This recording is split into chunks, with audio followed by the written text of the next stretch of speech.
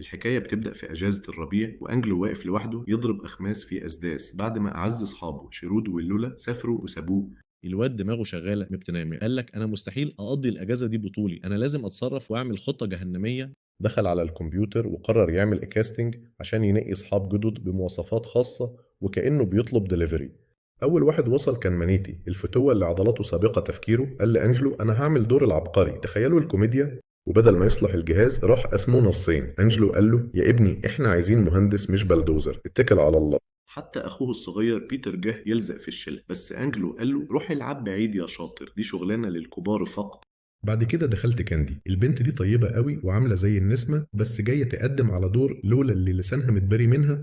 أنجلو قالها لولا مش بتضحك يا ماما، كشري كده وخليكي جدية. فالبنت بدأت تمثل إنها مش طايقة نفسها عشان تقنعه.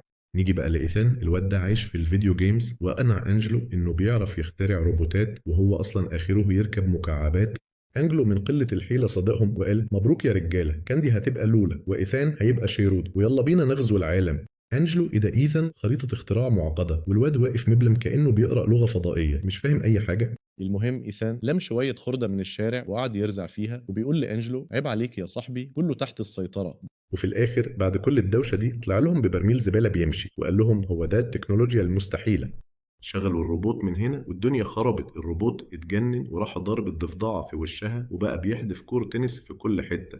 ومسكتش على كده، ده واقع قفص الحمام فوق دماغ كاندي، والبنت يا عيني بتصرخ وبتقول أنا كنت عايزة أمثل بس مش أتبهدل. أنجلو بيصرخ واقف الجهاز يا إيثان، وإيثان واقف يتفرج ولا عارف الزرار فين، وبان إنه هجاص كبير. وفي اللحظة دي يظهر الأبطال الحقيقيين هيرود ولولا بحركة واحدة وقفوا المهزلة دي ورجعوا الهدوء.